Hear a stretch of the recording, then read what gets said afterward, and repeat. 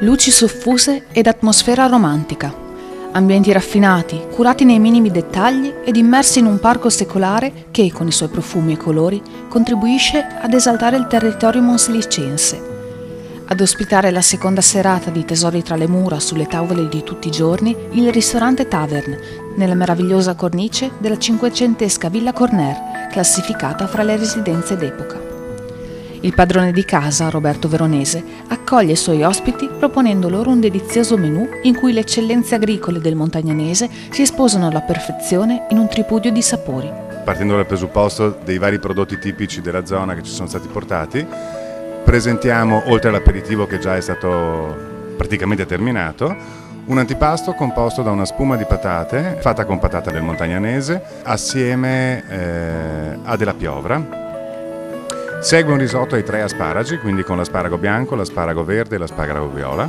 Quindi proseguiamo con un prisma di tonno, con della culatella e una serie di contorni che abbiamo appunto creato ad hoc, sempre partendo dal presupposto dell'asparago. Tra i protagonisti della tavola, gli asparagi e le fragole bio dell'azienda OP Camposole Bio di Vasco Franceschi.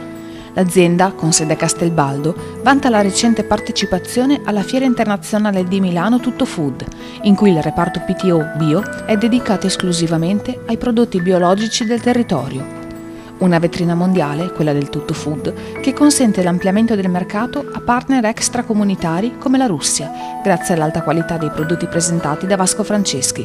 In particolare, gli asparagi si distinguono per le loro peculiari qualità organolettiche. Sera presentiamo sempre la nostra produzione nella nostra zona, che è l'asparago bianco, di verde e violetta, che ha sempre queste caratteristiche organolettiche che, se forse, senza pretendere di esaltare troppo il nostro prodotto, si differenziano dagli altri partner, colleghi dello stesso settore, ma a detta di molti consumatori sembra che il nostro prodotto abbia qualcosa in più, qualche marcia in più da un punto di vista organolettico. Non vogliamo esaltarci, ma insomma aiutiamoci anche con una buona immagine. Volevo soltanto ricordare che l'asparago è un ortaggio che è esclusivamente raccolto a mano, molto duro e faticoso da raccogliere e di una delicatezza molto particolare. Infatti l'asparago bianco più si spacca, a detta così degli esperti, e più dolce è, e più delicato e più buono è da mangiare, perché ha meno fibra. Meno l'asparago si spacca e più fibroso è, e quindi questa è una caratteristica un po' negativa, e quindi ci sono molte varietà di asparagi che adesso noi, in base ai contatti che abbiamo a livello europeo, olandesi, belgi, francesi eccetera, stiamo cercando di individuare delle varietà che si prestano a questo tipo di produzione con delle caratteristiche meno fibrose possibili. È appunto per questo che l'asparago è di una delicatezza molto molto delicata, proprio, non per giocarmi sulle parole, ma è molto difficile da raccogliere, perché che piova o che faccia sole dobbiamo sempre raccoglierlo. Impeccabile durante la serata, tra una portata e l'altra, l'abbinamento dei vini Merlara a cura del Consorzio di Tutela Vini Merlara DOC, caratterizzato da una viticoltura legata alla tradizione e all'esperienza. Ce ne parla Romano Saoncella, responsabile dello stabilimento di Merlara. La tradizione, che deriva proprio dalla nostra storia, del nostro territorio. La zona dove ci troviamo praticamente nella parte di Montagnana, ed è caratterizzata praticamente dalla viticoltura che risale ancora dai frati benedettini. Sono stati loro proprio i primi a dare questo input su quello che sono i vitigni che oggi caratterizzano il Consorzio Vini DOC Merlara. E ricordiamo naturalmente la Malvasia e il Marzemino, che sono i due più importanti.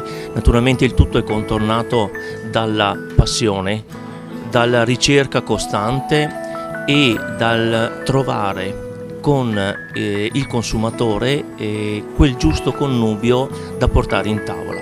E la cosa più interessante, più bella, è dare la piacevolezza di rimanere a tavola e sorseggiare di vini naturalmente del nostro territorio. Tra i vini della cantina di Merlara, il Rosso Marzemino esalta al meglio i sapori dei fiocchi di prosciutto veneto, berico, euganeo, DOP e della culatella offerti da Piero De Battisti del prosciuttificio Brianza. Con l'abbinamento del Marzemino della cantina di Merlara è un abbinamento azzeccato. Ora il prosciutto veneto, berico e euganeo si distingue dagli altri prodotti per la particolarità che si presenta con l'aspetto, diciamo, con lo spago sull'osso, e invece gli altri prosciutti, Parma e San Daniele, sono di caratteristiche diverse, che hanno il San Daniele c'ha il piede attaccato, e invece il Parma c'ha la strozzatura sulla parte esterna della coscia. A conclusione della serata, i ringraziamenti del dottor Terenzio Zanini, presidente di Coop Services e promotore dell'evento. Collaborano alla realizzazione della rassegna enogastronomica Tesori tra le mura la Camera di Commercio di Padova, la GC Veneto, il Comune di Montagnana, il Consorzio di tutela Vini Merlara DOC, Credi Veneto ed Eurocoltivatori Veneto.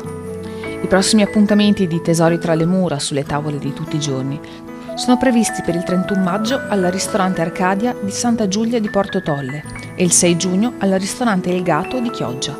Concluderà la rassegna la serata di gala presso l'Istituto Professionale Alberghiero Jacopo da Montagnana.